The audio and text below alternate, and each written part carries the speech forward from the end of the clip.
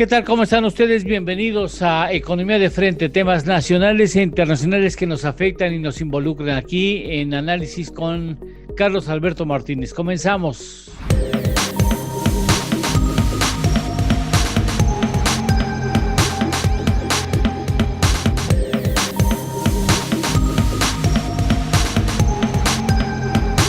Economía de Frente.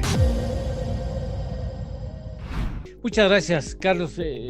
Un abrazo muy fuerte en tanto ingresa Ernesto, si es que ingresa en esta jornada, en este programa de esta semana.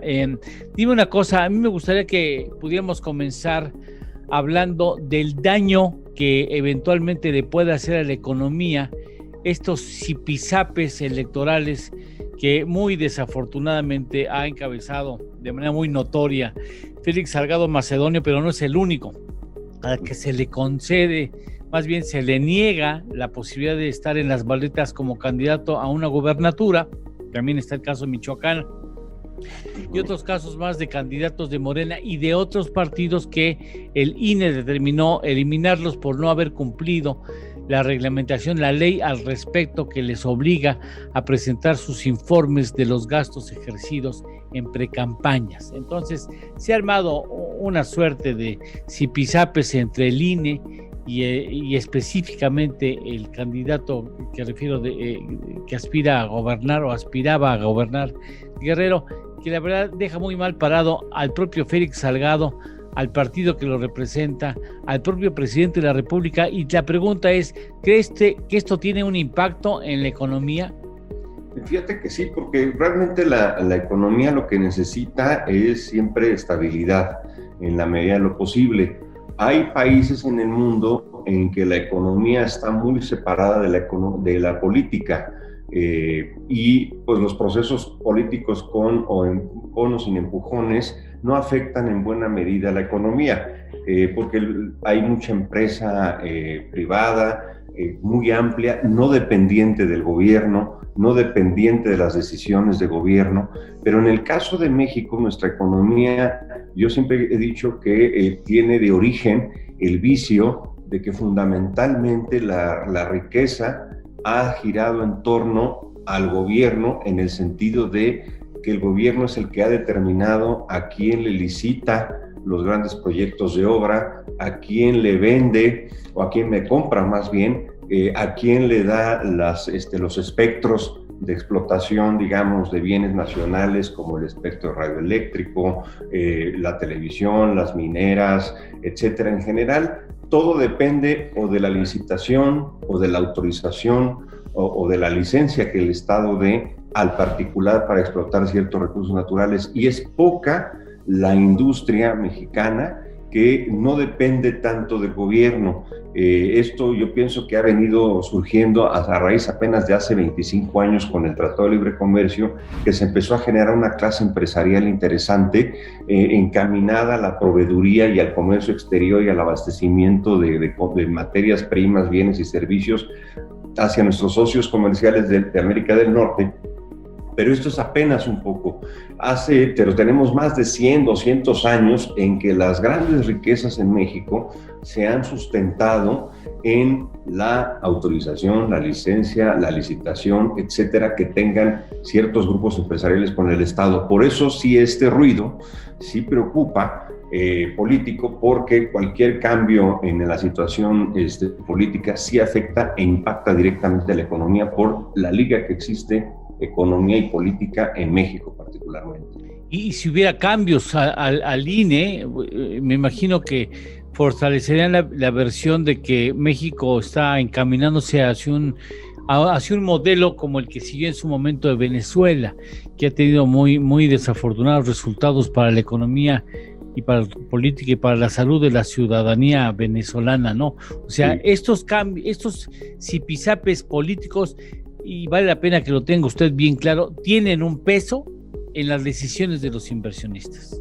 Totalmente de acuerdo, porque mira, el INE, bueno, Venezuela, ahora Venezuela no tiene recursos económicos para adquirir vacunas y salvar a su población de la enfermedad y la muerte. ¿cómo es posible que un país con esa abundancia petrolera y esa riqueza natural se haya quedado sin dólares? La administración económica ha sido desastrosa desde el punto de vista económico. Ahora, ¿qué pasa en México? El INE tiene tan buena imagen social como la del propio presidente de la República. Es decir, estaba yo viendo y observando las mediciones que hay, y el prestigio del INE es equiparable al prestigio que tiene el señor presidente. Por lo tanto, el ataque al INE ya es como a un par en el sentido de aceptación de la gente. Es una institución muy bien aceptada por la gente. El INE, el Banco de México son de las mejores aceptadas. Fíjate, no es lo mismo denostar al Poder Judicial, que tiene desprestigio, denostar a la oposición. A los partidos políticos, a los partidos políticos, al PRIAN, pues que están por los suelos, que ahora pegarle a una institución igualmente evaluada en el sentimiento de la gente como el propio presidente. Entonces, y ahora, pues, los dos pesos completo o equivalentes en peso, el presidente, el poder ejecutivo y ahora el organismo encargado de organizar y darle legalidad y fuerza legal a las elecciones, pues ahora se están dando un quien vive desde el momento en que el presidente dice que no le otorga credibilidad al trabajo del INE. Este asunto parece no tener desperdicio, Carlos, ¿no? Sí, no, y mira, te voy a decir, se van a competir 15 candidatos a gubernatura, son 15 gobernadores los que se van a disputar. El INE tiene observaciones sobre 2 de los 15. Los otros 13 candidatos no tuvieron problema ni para el PRI, ni para el PAN, ni para Morena, que es el que está impugnando. Entonces sí es de llamar la atención a la sociedad, de decir cómo es posible que me digan que el INE está en contra mía si me aprobó 13 de 15 candidatos. Claro, por supuesto. Y electoralmente hablando, pues Guerrero tampoco es una gran masa electoral en cuanto a distritos, me refiero, importante, por supuesto es un gran estado importantísimo, pero desde el punto de vista del número de votos, de distritos, pues no es que te digas es que me están quitando Guerrero, o me quieren quitar Guerrero, porque no, nadie se lo está quitando, porque ahí voy a perder toda la elección de todo el país, el Congreso, pues no, entonces sí llama mucho la atención ese reclamo. Y bueno, demuestra la clase y la calidad de la política que se hace en México cuando el señor aspirante a ser candidato del gobierno en donde nació habla de que no le toquen los testículos, hablando de otros términos, los testículos al toro, y que se refiere al presidente consejero como cabroncito. O sea, esas cositas hablan de la calidad de nuestros aspirantes a puestos de elección popular. Pero vamos a hablar de cosas buenas, lo que nos va a dejar Estados Unidos por su enorme paquete fiscal en apoyo a sus empresas pequeñas, a sus ciudadanos, y nos van a tener que salpicar involuntariamente, indudablemente. Vamos a ver después de una pausa, vamos con ese tema. Economía de frente. Regresamos.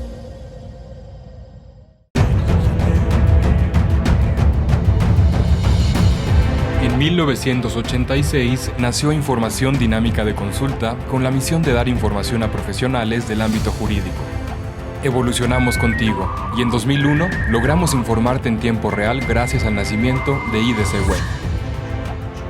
Dimos paso en el 2016 a Foro IDC, un evento de alto nivel para el impulso de la competitividad del empresario mexicano. En 2017, unificamos cada avance bajo el dominio www.idconline.mx. Hoy puedes encontrarnos en múltiples plataformas con información vanguardista y especializada para capacitar e informar a los elementos clave de las empresas.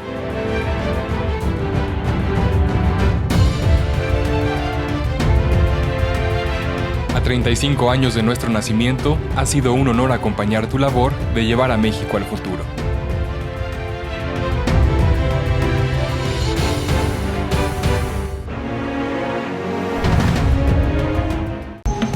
Economía de frente. Continuamos. Vale la pena, Carlos, que nos explicaras la magnitud, o sea, no ha habido en la historia de la humanidad ningún gobierno que haya proporcionado tal dimensión de apoyo para que el aparato económico de su nación se aceite y recupere la marcha. Sí, mira, es espectacular porque ahí en ese país, Estados Unidos, en muchos otros también en Europa, etcétera, se aplicaron las medidas económicas que se conocen como contracíclicas, de fuerte estímulo de parte del Estado a la economía, sin privatizar, sin estatizar, sin expropiar, sin nada, sino con los instrumentos de la parte monetaria, que es la creación de dinero, y el instrumento de la política fiscal, que es la recaudación de dinero y el gasto público. Esos dos motores los ha encendido Estados Unidos y muchos países en el mundo, pero particularmente Estados Unidos, que es nuestro vecino, y estamos hablando casi del 60% de la economía norteamericana, la que se está poniendo sobre la mesa para efectos de estimular el crecimiento. Ya lo platicamos aquí en el espacio, son cerca de 120,000 millones de dólares mensuales por la parte monetaria, y de la parte fiscal es un paquete de estímulo de 1.9 billones de dólares por el COVID, más 2.2 billones de dólares de plan de infraestructura, más 1.8 billones de dólares de ahorro que se mantuvo porque la economía estuvo fundamentalmente cerrada, la gente estuvo confinada. Entonces es una derrama económica espectacular. Yo me atrevería a decirles que desde la Segunda Guerra Mundial yo no creo que haya habido un proceso tan espectacular de gasto de parte de Estados Unidos que no debemos desaprovechar. La era post-COVID es casi, te diría, como una cosa parecida a la Segunda Guerra Mundial, cuando terminó esa reconstrucción global del proceso económico. Me parece que la vamos a vivir los próximos meses después del COVID. Aprovechando que ya llegó Mauricio Garcés, Ernesto Félix Santoscoy. Estamos hablando del tema que tanto te gusta y valdría la pena que complementaras o agregaras algunos elementos a lo que ya ha mencionado Carlos. Totalmente de acuerdo con lo que ha comentado Carlos Alberto. Sí es probable que, digamos, no hay un antecedente de tal cantidad de combustible o de asteroides que se le está poniendo a esta economía para que se recupere. Va a ser una cuestión parecida a la posguerra, ¿no? A la era de la posguerra. Y es factible que Estados Unidos crezca este año al 7% y pudiéramos tener un crecimiento cercano al 5% el año entrante, 4% dentro de 3 años, ¿no? Es decir, que la economía más grande del mundo tenga este crecimiento es realmente importante, ¿no? Y como decía Carlos Alberto, pues para los mexicanos, pues lo más relevante es ¿y cómo le podemos hacer para aprovechar esta bonanza? ¿Qué es lo que estamos haciendo? Y estoy hablando de gobierno, estoy hablando de qué están haciendo las cúpulas empresariales, qué está haciendo el sector financiero para poder aprovechar algo, aunque sea de esta bonanza. ¿Están haciendo nada? Algo? No veo que se esté haciendo nada. ¿Y se puede hacer algo, Carlos? ¿Tú crees que se puede hacer algo? Mira, el instrumento del Tratado de Libre Comercio, el TEMEC, te puede dar algo de pauta, pero eso es, digamos, la inercia que has tenido de comercio exterior, de exportaciones, de asegurar el abasto, pues de frutas, verduras, etcétera, muchas de las cosas que hacemos, manufacturas, etcétera. Pero desde el punto de vista estratégico, sí deberíamos estar ya armando una relación, ahora sí que valga la redundancia, estratégica con Estados Unidos y decirle, mira, tienes una duda en microcomponentes, que tienes escasez a nivel mundial, es una inversión altísima, haz los microcomponentes aquí en México, tienes la seguridad que estamos aquí al lado, claro, vamos a surtir sin problema. Las baterías que van a necesitar para los camiones, los coches, trenes, las motocicletas, los trenes, vagones, las medicinas. Ahorita el tema del COVID pues puso los pelos de punta a todo mundo. No es lo mismo que fabriques tus medicamentos de manera estratégica en Jalisco, México, no, por ejemplo. O que te vayas a Alemania y después no la dejan salir, que porque primero van los alemanes. La sustancia, o en la India, que no sabes qué está pasando del otro lado, o en China. La comen. O en China, que te la van a fusilar, te la van a copiar. En fin, cosas un poco más estratégicas. Yo creo que Canadá y México acreditan ya 25 años de sociedad con Estados Unidos, de confianza, en donde sí deberíamos estarles diciendo, vamos juntos, ¿no? Pero si pensamos como socios, ¿no, Ernesto? Si llegamos a... no hay estadistas que piensen como socios, pues no habrá soluciones en calidad de socios, ¿no? Lo primero es cortar las consultas patito, ¿no?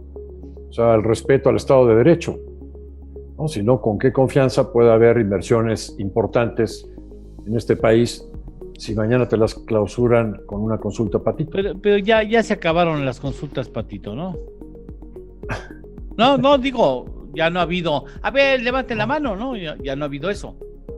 No, ya por fortuna esa parte no, pero sí se dijo, me parece que se han agregado otras perlitas, ¿no? Sí, se sugirió una consulta, por ejemplo, telefónica para el tema de Félix Salgado Macedonio, ya se sugirió hace unos momentos. Hay que mantenerse en el marco. ¿La siguen impulsando a Salgado Macedonio? Bueno, a ver, yo antes de ir a una pausa, dime la verdad, Ernesto, ¿tú lo invitabas a cenar a tu casa? Pero que no estuviera mi mujer. Ni las de servicio. Sí. No, bueno. Te levantas al baño y... No, bueno, no le metes un alcohol porque creo que es mala copa. Por eso. Mala copa. Tú también. Yo por supuesto, paso. A una bohemiada sí le invito, ¿eh? Sí, al ser divertido, ¿no? Como bohemio, hasta cierta, después de la tercera ya te ausentas. Y tú, Carlos, por supuesto que no, ¿verdad? No. Si te anda llevando, que anda queriéndose llevar el cuadro de Brady, ¿para qué? O en una de esas le dice que no le cae bien Brady y le azota una botella y te desgracia la fotografía. Vamos a una pausa, regresamos. Economía de frente. Regresamos. IDC te invita a nuestros seminarios fiscales 2021. En cada uno de estos seminarios obtendrás los conocimientos necesarios de los efectos legales y fiscales que deberás seguir.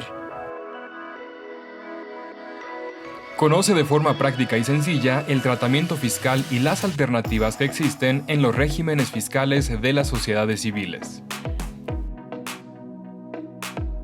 ¿Cuánto y cómo se reparten los dividendos? Aprende esto y más en nuestro seminario Básicos para la repartición de dividendos. Conoce el tratamiento fiscal y de comercio exterior del robo o destrucción de mercancías que debes ofrecer en donación, materias primas, productos terminados o que hubieran perdido su valor. ¿Cómo atender una cancelación de certificados digitales? Descúbrelo en este seminario. La normativa fiscal aplicable en cada país tiene que ajustarse al contexto internacional para establecer cómo se determina la renta del contribuyente. Cerramos nuestros eventos fiscales con todo lo nuevo en la reforma fiscal el 25 de noviembre. Llévate todo el paquete fiscal con nuestra promoción en conmemoración de los 35 años de IDC. Ponte en contacto con nosotros. Economía de frente. Continuamos. Outsourcing, Carlos. Pues sí, mira, se aprobó la iniciativa, queda un poquito ambiguo. A mí la parte que me preocupa un poco es que todo se deriva hacia un reglamento que deberá de salir en algún momento por parte de la Secretaría del Trabajo. ¿Y cuándo? Y esa parte es la que a mí me interesaría dar una observada en términos del impacto. Mira, sí es cierto que al trabajador tiene que dársele sus derechos y más los derechos en una economía como la mexicana, donde tienen derechos, aunque no pareciera, muy por arriba de otros países. Por ejemplo, el reparto de utilidades es algo que no ocurre en muchas naciones. Es decir, ya los tienes, tu seguridad social, etcétera. Una cosa es que sí se respeten, creo que de ahí debemos de partir, pero la otra importante es que no se entienda la dinámica de la constitución, formación y creación del trabajo, sobre todo en economías modernas, en donde México ya tiene una parte muy avanzada. Entonces sí sería muy importante que esto se equilibrara, que no se afectara esta regulación nueva a la potencial creación de empleos nuevos. Ernesto. Bien. Seguimos teniendo un régimen fiscal que incentiva a que los empresarios busquen darle la vuelta a la ley. ¿Por qué? Pues porque hoy en día solo es deducible para el patrón máximo el 53% de las prestaciones sociales. Y yo todavía no entiendo cómo no se empieza por ahí. Yo estoy totalmente de acuerdo con lo que dice Carlos Alberto. A los trabajadores hay que darles sus derechos, ¿no? Pero pues es importante que los patrones puedan deducir esos gastos, porque si no, lo único que sucede es que pues buscas el cómo poder pagar la nómina y hacerla deducible. Y eso es a fuerzas a través de un tercero que te facture servicios, ¿no? Y eso es lo que ha pasado y lo que motivó ese boom de esta industria de outsourcing, ¿no? Que no es exclusiva de México y que hay en otros países. Vale la pena más señalarlo, ¿no? Para que no piensen que en México hacemos trampa e inventamos esa fórmula para evadir impuestos. O sea, eso hay en muchos otros países del mundo. No outsourcing hay en todo el mundo, así es. En toda la economía moderna, ¿no? Forzosamente tiene que haber. Una empresa X, pues, ¿para qué tengo que contratar al personal de limpieza? ¿No? Te pongo un ejemplo extremo. Y te pongo otro ejemplo extremo. Tenemos una empresa desde hace 30 años de análisis económico bursátil. Bueno, ¿para qué lo contrata una empresa también? ¿Por qué no contrata los servicios de outsourcing de una empresa de análisis? ¿No? Y entonces esto que comenta Carlos Alberto, la negociación fue durísima. Yo creo que el libro que puede sacar el presidente, una vez que termine su mandato sobre negociación, va a ser más vendido que el de Trump. Muy duro. Pero tenemos que ver, al final de cuentas, de qué sirvió toda esa negociación, si todo va a estar ahora en un reglamento, y en ese reglamento, ¿cómo vas a definir qué es una actividad esencial?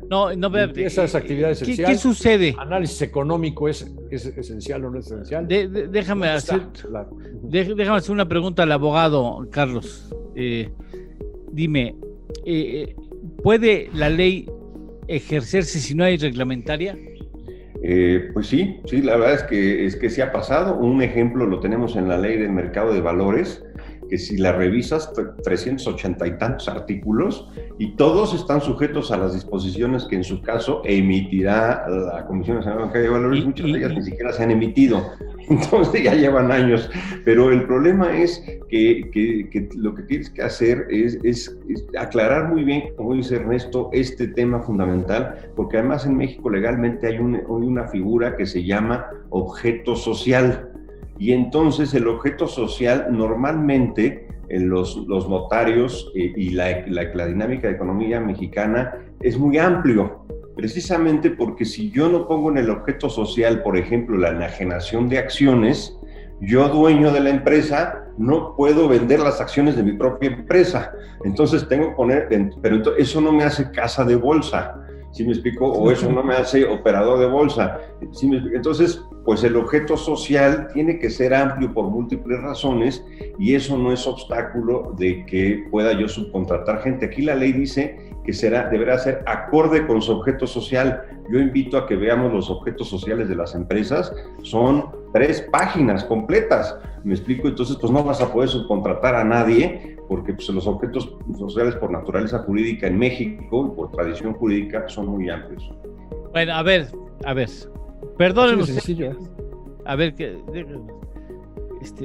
en un minuto, Ernesto, en un minuto, dime, ¿cómo puede llegar a afectar a la economía el zipizape político, que es lo que vimos en la primera parte? Y me gustaría escuchar tu punto de vista, el zipizape político entre los candidatos a Morena que han sido bajados de la posibilidad, no sé si se han subido en las siguientes horas, pero que se han sido bajados por el INE de ser candidatos, en la posibilidad de ser candidatos a encabezar sus respectivos estados.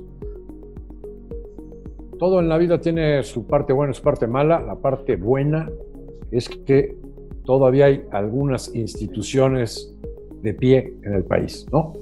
Esto que está haciendo el INE, pues es simplemente aplicar la ley, ¿no? Y aunque ha recibido amenazas de muy alto nivel, los comisionados del INE pues están actuando de acuerdo a la Constitución y a la ley y a su mandato.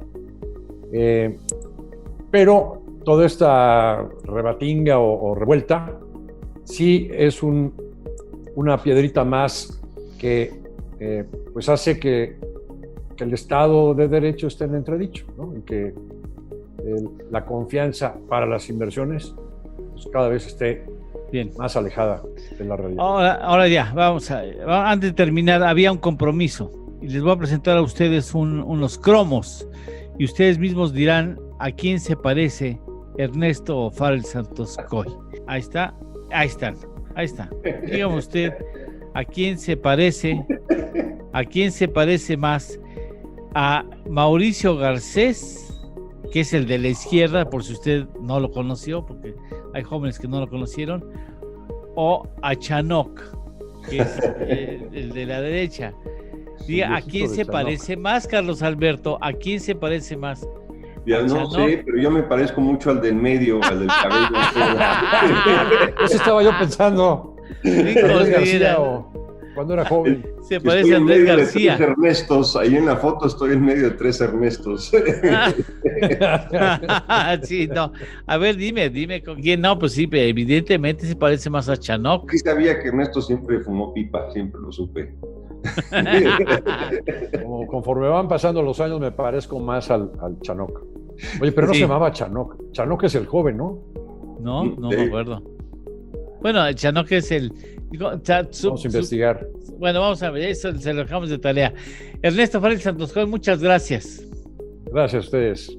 Muchas gracias, Carlos Alberto Martínez. Encantado, gracias a ustedes, un abrazo. Muchas gracias, el privilegio de compartir los micrófonos con dos excelentes seres humanos de buen humor y buena cabalidad económica. Muchas gracias, hasta la próxima semana.